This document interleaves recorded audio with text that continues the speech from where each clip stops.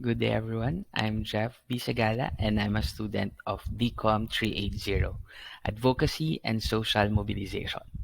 So this is the part 2 of our group reporting for Module 2.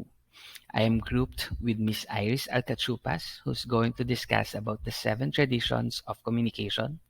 Mr. Brian Realgo is going to discuss about the theory of message, and Miss Sudi Napalan, who's going to discuss about the message exposure theory. So I'm going to talk about the behavior change theory. Behavioral change theories attempt to explain why and how individuals or groups change their behavior. Behavior change is often a goal for staff working directly with constituents, organizations, governments, or communities. Individuals charged with this task can be thought of as interventionists, whose goal is to design and implement programs or interventions that produce the desired behavior change. Behavior change is generally best served by a mix of interventions delivered over a long period of time and modified in response to measured impact. Now, let's talk about the major influences in behavior change. These theories in aggregate are process-oriented and highlight environmental context, sociological, and individual characteristics as the major factors that influence the propensity toward behavioral change. First, let's talk about environmental influences. These are areas in which an individual lives, for example, school, workplace, local shops and facilities, and wider factors including the economy and even technology. Next are sociological influences. These are the interactions with other people, including friends, family, and even the community. And the last one are personal or individual influences. This includes beliefs, knowledge, attitude, skills, and genetics. Interventions that only address factors at the individual level and do not take into account the social and environmental influences are unlikely to work. An ecological approach that identifies and addresses the factors influencing behavior at all three levels are likely to be most effective at bringing about behavior change. Now, let's talk about the models of behavior change. Behavioral models are designed to help us understand behavior and identify the underlying factors that influence it. An understanding of both aspects is needed to develop effective intervention strategies. The most commonly applied were the trans-theoretical model, social cognitive theory, and the theory of planned behavior. So first, let's talk about the trans-theoretical model. One of the best-known approaches to change is the stages of change, or trans-theoretical model. It was introduced in the late 1970s by the researchers James Prochaska and Carlo Di Clemente. The trans-theoretical model or stages of change model proposes change as a process of 6 stages. The first stage is the pre-contemplation. It is the stage in which people are not intending to make a change in the near future. Second stage is the contemplation. It is the stage where people intend to change. People in this stage are aware of the pros of changing, but they are also aware and can identify the cons of changing.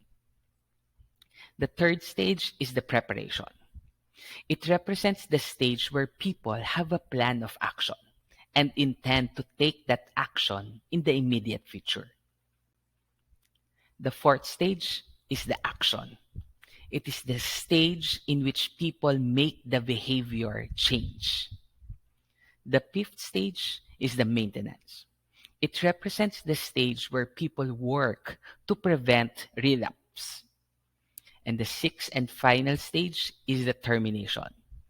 It represents that stage where individuals have 100% efficacy and will maintain their behavior.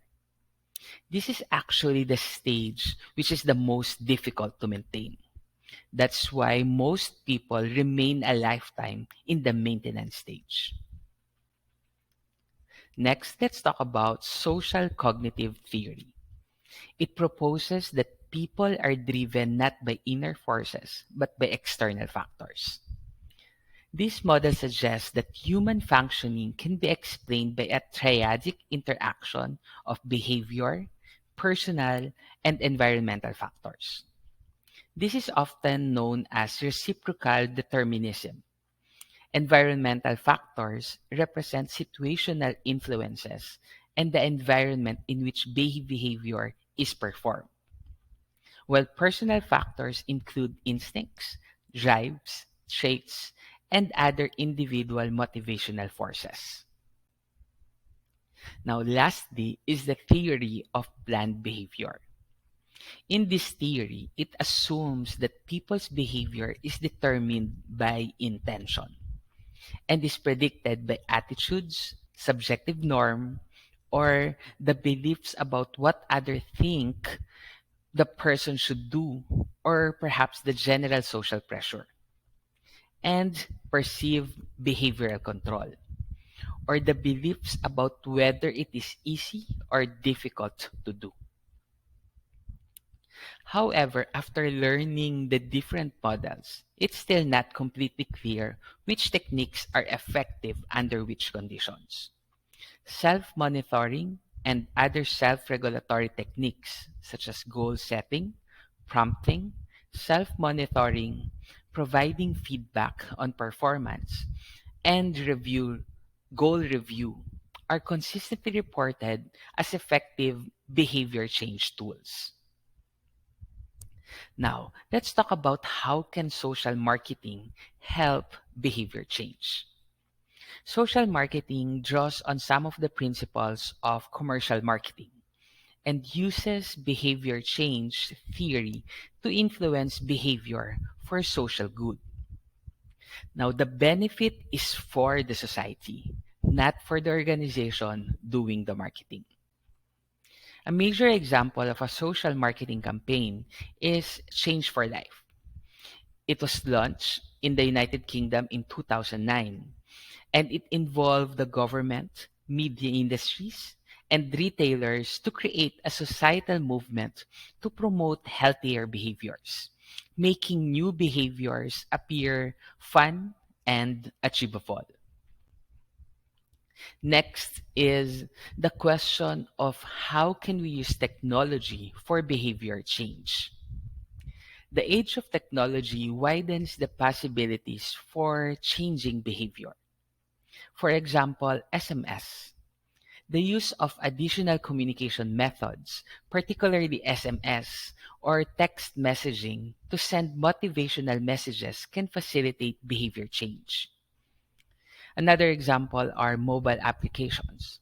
Connectivity allows the sharing of behavioral and health data among health professionals or peers, which may facilitate behavior change. Another example are video games. Video games are another platform that engages the audience. This entertaining and interactive technology has demonstrated the ability to positively influence behavior. The last one are the mobile and online counseling.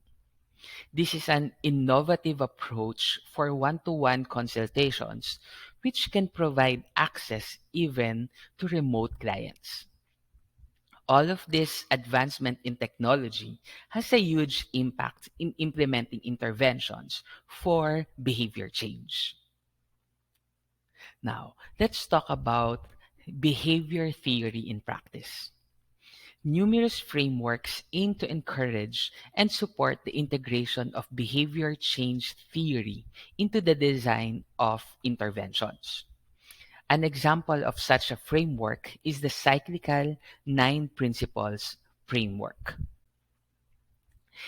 In this 9 principles framework, the first step is to identify the audience groups and target behavior. If faced with a complex behavior, break it down into its component behaviors and or adopt systems thinking approach.